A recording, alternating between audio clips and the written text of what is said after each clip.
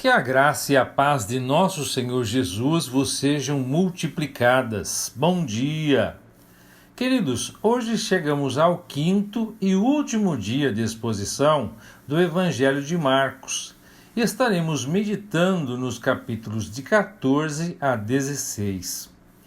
Eu gostaria de dizer que foi uma bênção para mim poder compartilhar com vocês a palavra de Deus nesses 5 dias.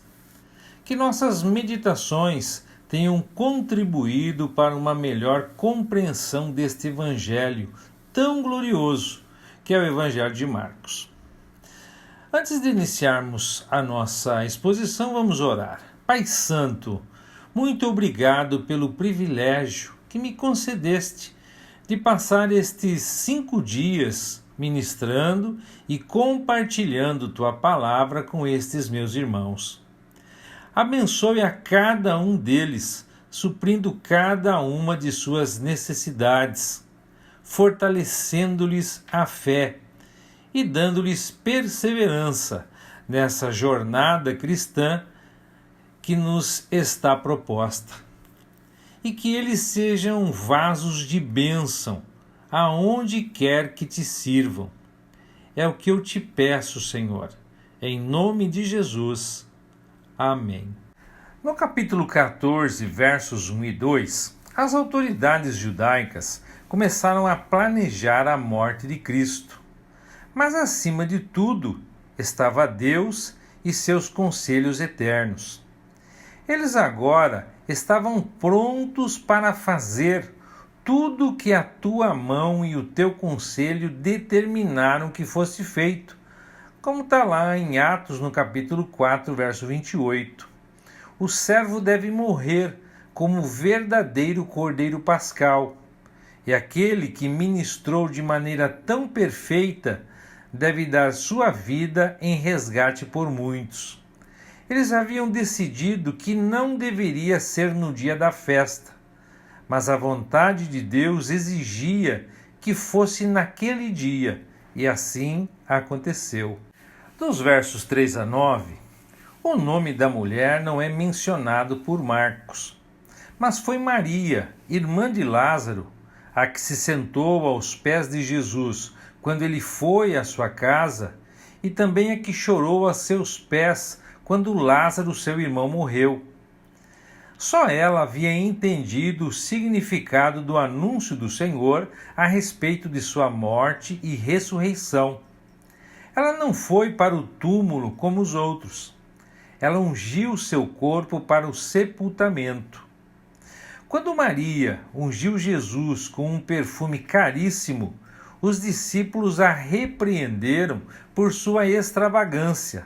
Porém, Jesus a elogiou.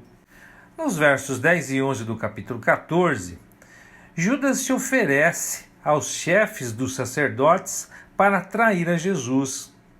Eles propõem pagar-lhe uma pequena quantia, e ele começa imediatamente a procurar uma oportunidade para trair a Cristo. Dos versos 12 a 21 do capítulo 14, primeiro foi a preparação e depois a própria festa. Quanta calma e dignidade se vê em tudo o que o Senhor faz. Ele sabia exatamente tudo o que o esperava. Durante a festa, ele anunciou a traição que se aproximava. Terríveis são as palavras que saem de tais lábios. Bom seria para aquele homem se ele nunca tivesse nascido. O mesmo é verdade para todo ser humano que rejeita o Senhor Jesus Cristo e morre em pecado. Dos versos 22 a 26 do capítulo 14, é a sua própria ceia, a bendita festa memorial. Faça isso em memória de mim. Eles não sabiam então o que isso significava, mas quando o Espírito Santo veio, eles partiram o pão. A Páscoa era o memorial da libertação do povo do Egito e os lembrava do sangue que foi aspergido. Mas um sangue melhor logo seria derramado e uma libertação muito maior operada pelo Cordeiro de Deus.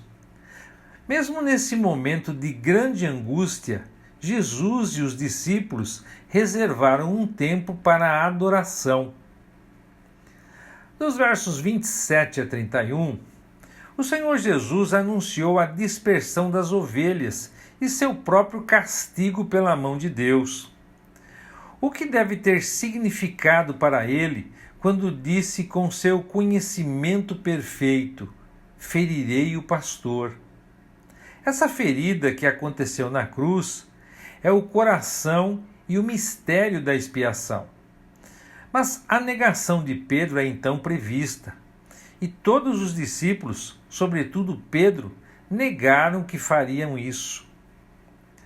Nos versos 32 a 42, Jesus, profundamente deprimido enquanto contemplava a morte iminente, expressou sua angústia a Deus. Enquanto isso, os discípulos, não percebendo a importância do que estava acontecendo, dormiram profundamente. Dos versos 43 a 52, cumprindo as predições de Cristo, Judas leva as autoridades até Jesus a fim de prendê-lo, e os outros 11 discípulos fogem em busca de segurança. E aqui temos uma exclusividade do Evangelho de Marcos. Só ele fala de um certo jovem que o seguiu e depois fugiu nu. Acredita-se que o jovem pode ter sido o próprio Marcos. Dos versos 53 a 65, durante o apressado julgamento diante do sumo sacerdote Caifás, Jesus de início não respondeu aos falsos testemunhos. Não obstante, quando Caifás perguntou-lhe diretamente se ele era o Messias, ele confirmou. Dos versos 66 a 72, o Senhor deu o testemunho verdadeiro e Pedro o seguiu com sua negação vergonhosa por 3 vezes. Marcos dá o que os outros 2 evangelistas omitem, o galo cantando 2 vezes. As lições da queda de Pedro são simples. Ele teve que passar por essa experiência terrível para quebrar e aprender a conhecer sua própria fraqueza. No capítulo 15, dos versos 1 a 5, o conselho havia condenado o Senhor Jesus à morte, e agora todo o conselho o entregou nas mãos dos gentios. Primeiro, o poder religioso condenou o bendito servo, e o poder civil teve que fazer o mesmo. Veremos que o relato de Marcos sobre o julgamento de Nosso Senhor perante Pilatos é o mais breve, enquanto o de Mateus é o mais longo. Mais uma vez, o servo testemunha uma boa confissão. Mas quando acusado pelos principais sacerdotes, seus lábios abençoados foram selados. Ele ficou lá para testemunhar e não para se defender. Que exemplo gracioso ele dá a todos os seus servos. O ódio dos líderes religiosos do povo é especialmente enfatizado por Marcos. Os judeus, por não terem autoridade para condenar Jesus à morte, levaram-no diante de Pilatos, o governador romano. Jesus reafirmou que era o rei dos judeus. Dos versos 6 a 15, depois de Pilatos enviar Jesus para Herodes e este devolvê-lo, Pilatos ofereceu aos judeus o direito, conforme o costume deles, de pedir a libertação de um prisioneiro. Barrabás foi libertado, embora culpado e condenado, porque o Senhor Jesus ocupou seu lugar. Cristo foi seu substituto. Barrabás solto poderia ter saído e olhado para ele, que foi pendurado na cruz, e dizer: ele morreu por mim, ele pagou minha pena. É uma ilustração abençoada da expiação. Pilatos fez a proposta achando que eles escolheriam libertar Jesus. Em vez disso, eles escolheram libertar um criminoso comum.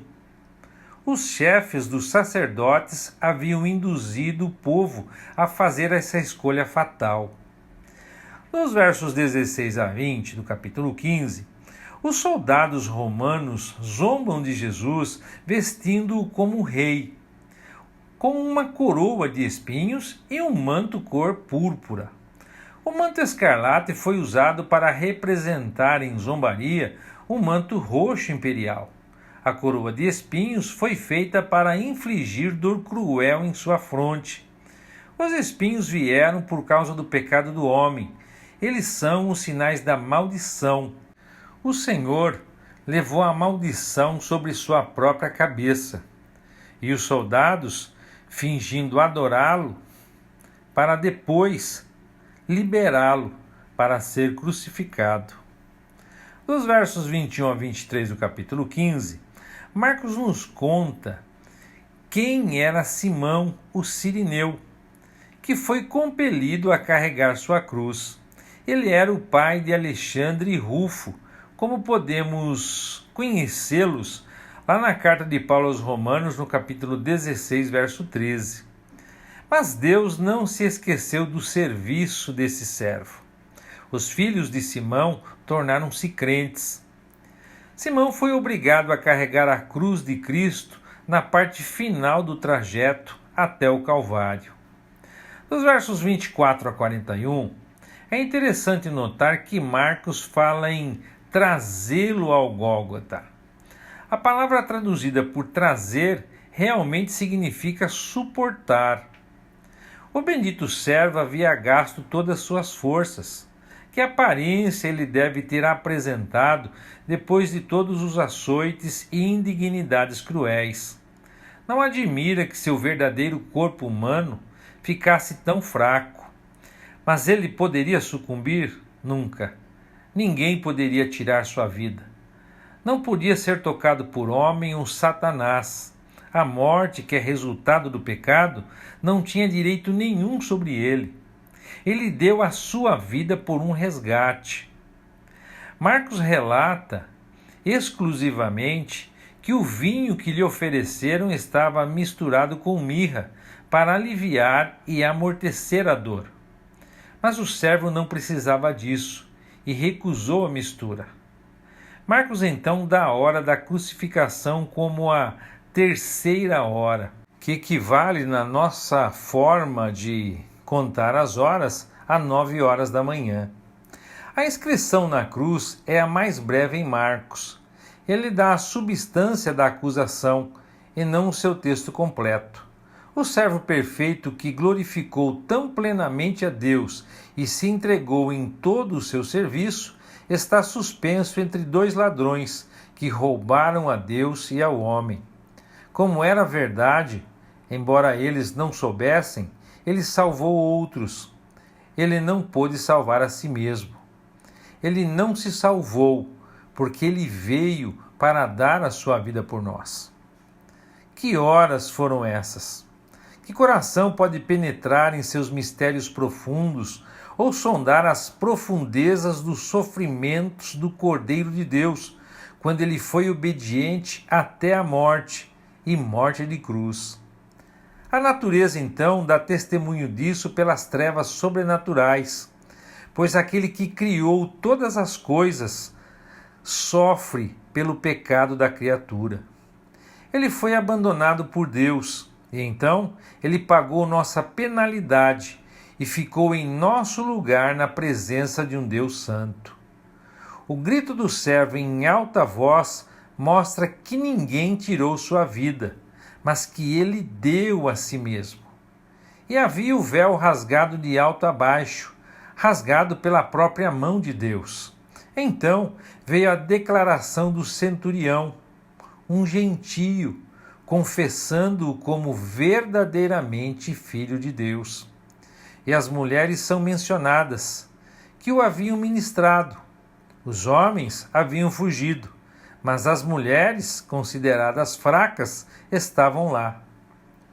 Nos versos 42 a 47, José de Arimateia, membro honrado do tribunal dos judeus, que também aguardava o reino de Deus, dirigiu-se corajosamente a Pilatos e solicitou o corpo de Jesus, causando o espanto de Pilatos por ele ter morrido tão cedo. A morte por crucificação tantas vezes testemunhada pelo centurião, é uma morte prolongada. Mas o nosso Senhor não morreu, pois nada nem ninguém poderia matá-lo. Somente Ele poderia dar a sua vida por nosso resgate. Eles queriam ter dado ao Senhor Jesus uma sepultura com os ímpios, mas Deus havia predito de outra forma, como lemos em Isaías capítulo 53, verso 9. Eles, aqueles seus inimigos, constituíram a sua sepultura com os ímpios. Porém, com os ricos ele era quando morreu. A tumba era uma em que nenhum outro morto já havia estado. Aquele que nasceu de um ventre de uma virgem só poderia ser devidamente honrado em uma tumba virgem. Aquele que não podia ver a corrupção não poderia estar em uma tumba que a corrupção havia contaminado. No capítulo 16, dos versos 1 a 11, novamente notamos a brevidade do relato de Marcos sobre a ressurreição do Senhor. A ressurreição daquele que salvou e labutou tão pacientemente, que foi expulso de sua própria cidade, sofreu e morreu na cruz, foi a mais completa vindicação de sua pessoa. Uma vindicação ainda maior está no futuro, quando ele retornar em poder e glória. Por sua ressurreição, ele foi declarado Filho de Deus, como lemos na carta de Paulo aos Romanos, no capítulo 1, verso 4.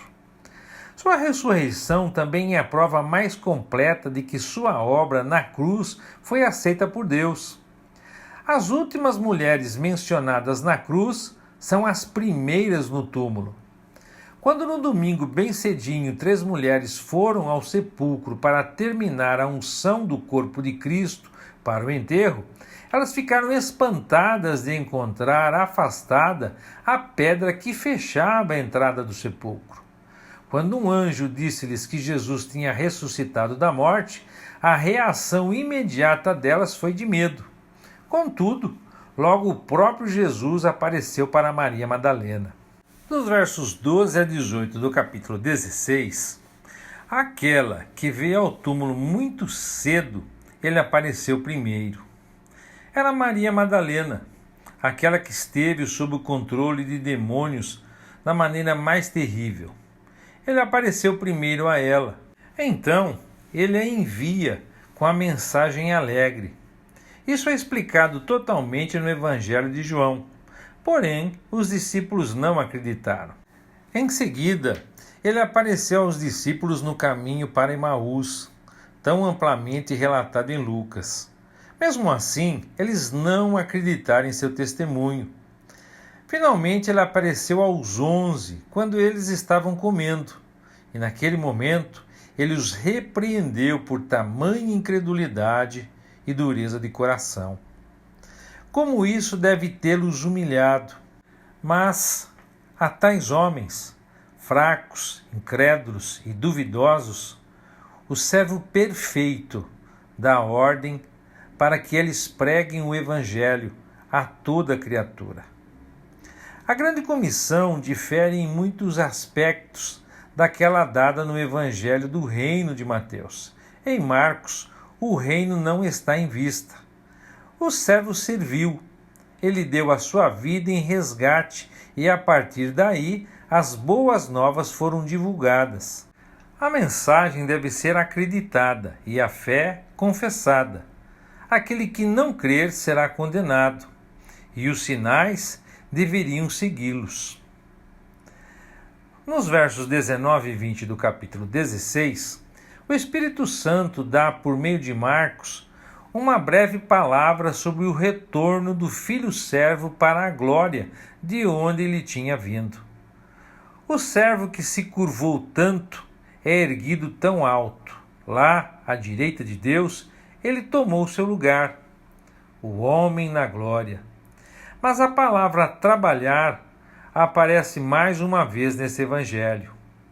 E eles saíram e pregaram por toda parte, e o Senhor trabalhando com eles e confirmando a palavra com os sinais que se seguiram.